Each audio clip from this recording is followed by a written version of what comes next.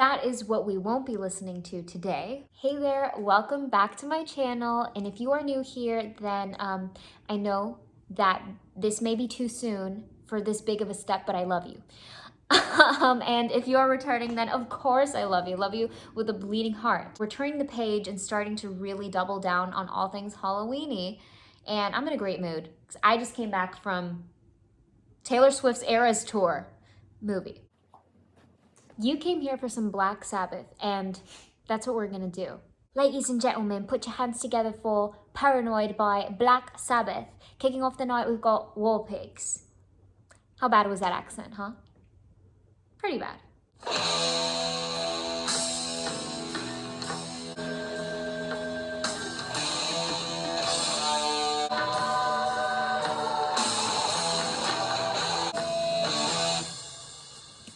Okay, so far, a pretty menacing layout has been set in front of us due to that drag in the tempo and pacing. There's a little bit of a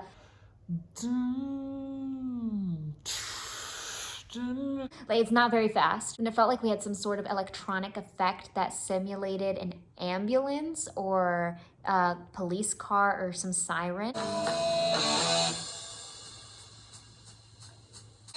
And hatred to mankind, brainwash minds.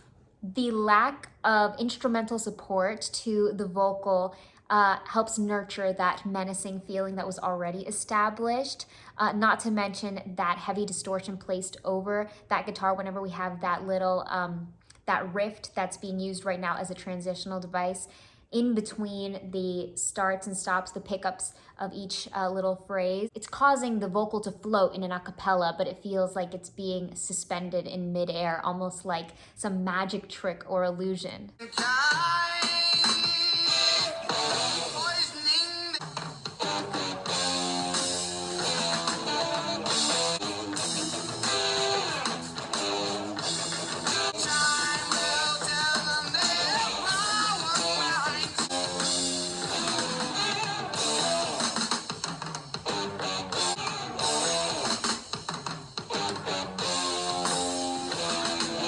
That little moment is being repeated. We've already seen it before, where it feels like we have this trickling instrumental effect where not all of the instruments are being played simultaneously, and it's almost like this back and forth communication, almost like a call and response, but between instruments, between the percussion and the guitar line.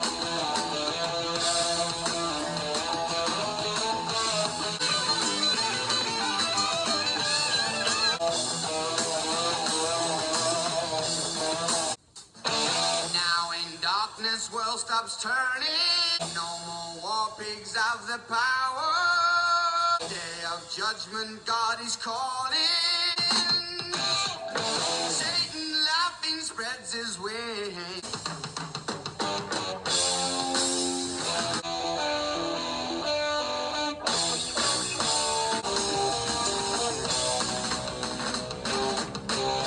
I just lose myself in that electrifying guitar line. It's so amazing and captivating, and it's a little dangerous.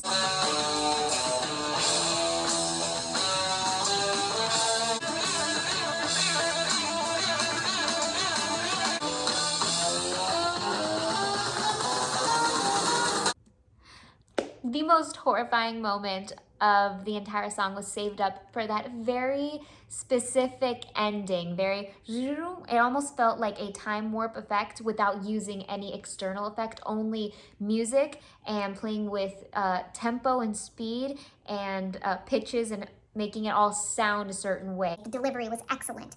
I went in thinking something, and I guess they did prove me right with the heaviness of the rock and roll factor, but I was expecting a lot more of mysterious activity in terms of the musical instrumental direction and the chords. I was expecting 7/7/7 diminished, maybe one augmented here or there. But 7/7/7 minor.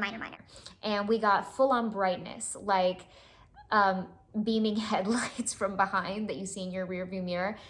Of major. That's what we got so far. And I went ahead and took the liberty of looking up the lyrics for this song because so many things just struck me, took me out of left field, and by the time we got to the end of the song, because it was so long, I forgot it all. And I'm going to tell you the ones that really stuck out to me. Generals gathered in their masses, just like witches at black masses. Politicians hide themselves away. They only started the war, why should they go out to fight? There's this condemnation over authority, politicians, those in charge, abusive power. Another line that really just took me out of left field was, now in darkness, world stops turning, ashes where the body's burning. Yikes. Bringing home the idea of this storyline that takes place over the entire song. Those in the positions of power who are abusing their power will one day get their karma, or they will get what's coming to them, is the final line. Begging mercies for their sins, Satan laughing spreads his wings. And then if you take it back one line, day of judgment, God is calling, on their knees, the war pigs crawling. So a lot of imagery going on, a lot of punishment, a lot of accusations of wrongdoing, and people on their journey towards a doomed fate. Number 2, Paranoid. It is the title of this album, but I will not set any expectations for it. Progress. I'm working on it.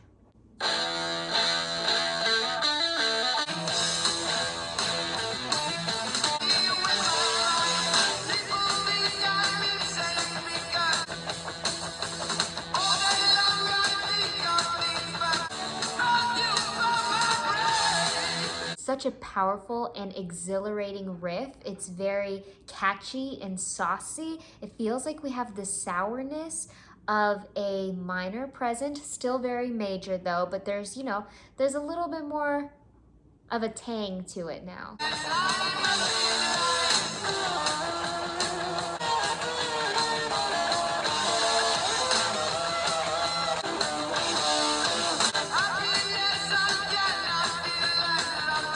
I also love the thick reverb that's placed on the voice. It just feels very shadowy and echoey. The effect makes it feel very haunted and ghostly.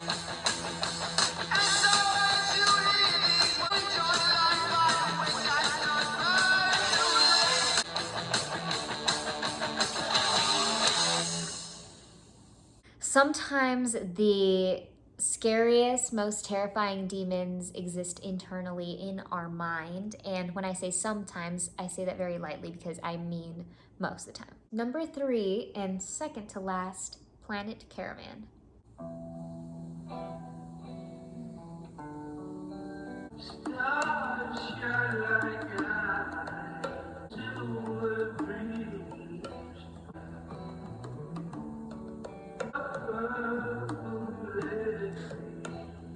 I'm so in my element with this one. Oh my gosh, this has to be one of my most favorite moments of the night.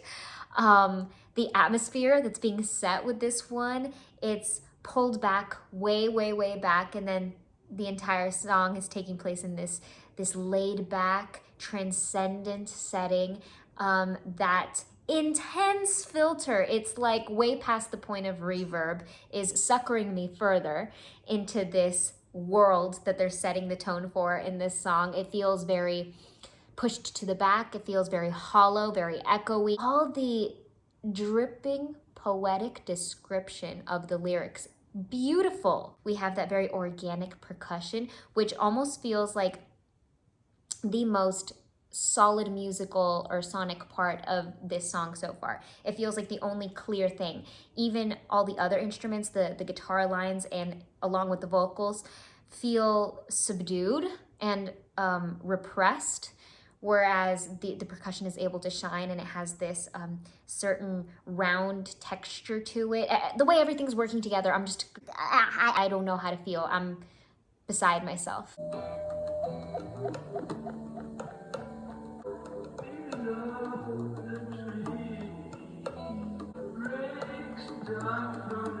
And I like how a lot of the musical effects seem to mimic or portray certain animal sounds. Feels like we have some búhos, some owls, like the forest at nighttime.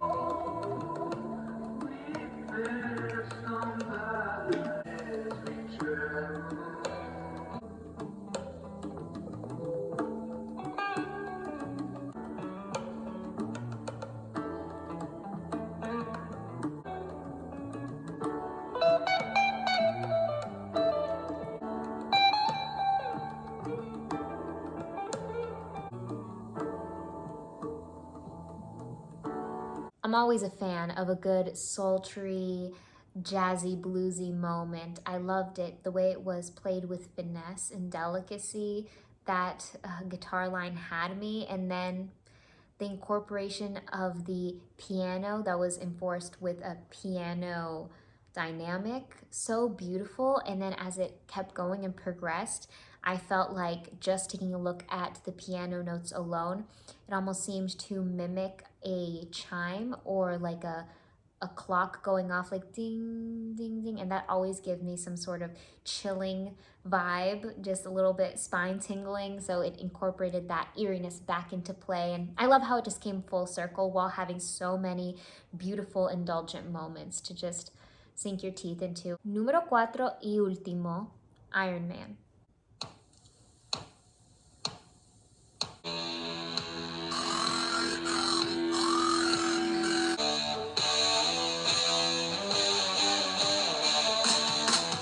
I wasn't prepared for that intro. I'll be completely honest and upfront about that. That was, whoa, definitely scary. Not even like eerie or haunting or creepy, just flat out frightening.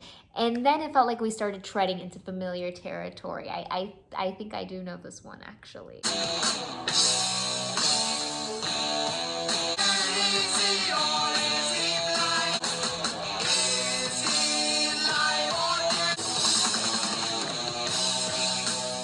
I love those percussive interludes. I feel like they showcase so much brilliance and skill, just perfecting that. It's timed out so perfectly, and it needs to be done quickly. It needs to be done fast to stay on tempo and to fit in all those beats, and it's just very impressive.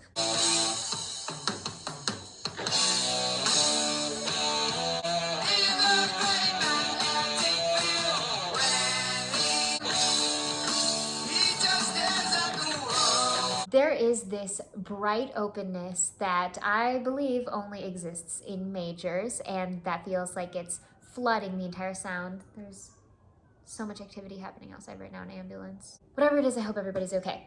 Anyway, I believe that there's majors flooding this song. However, even though we do have the openness, with openness comes isolation sometimes in my mind, and that is due to a lack of a center.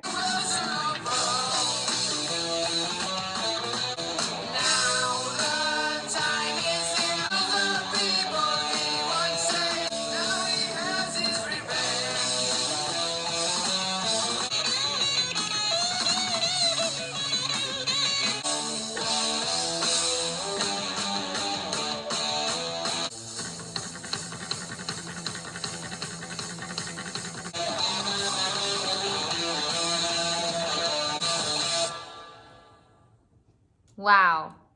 Oh my gosh, what a way to tie things off. That ending was just pure magic. The way that they were able to bleed that rapid cascading percussion, that drum that was played so rapidly, but then the way that was fused with the guitar line, especially in moments when they were able to warp the sound and meld the pitches in a certain way. It just all came together so fascinatingly. It's commendable how iconic that melody became. The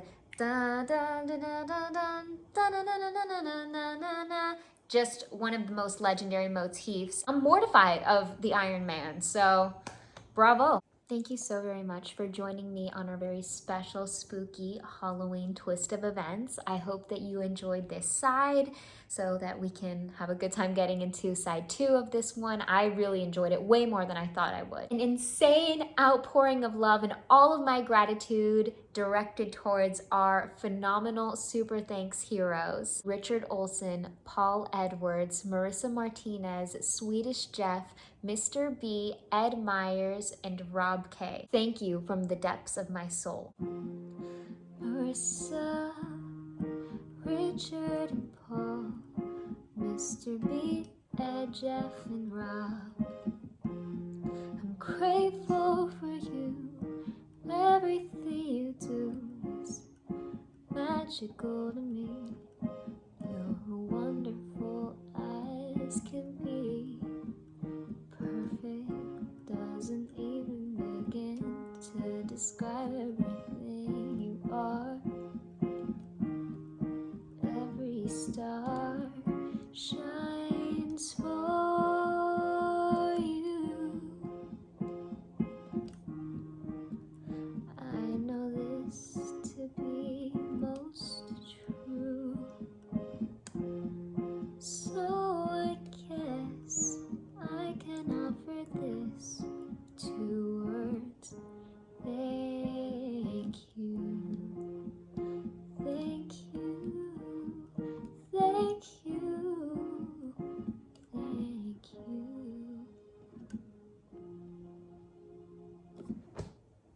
Remember to stay hydrated. Do something fun and exciting, Halloween-y, and maybe all you need to do to celebrate Halloween is just spend some time with me. I don't know. I appreciate you guys being here with all my heart. Just remember the most important rule around here, just to take it easy. What was I even gonna say?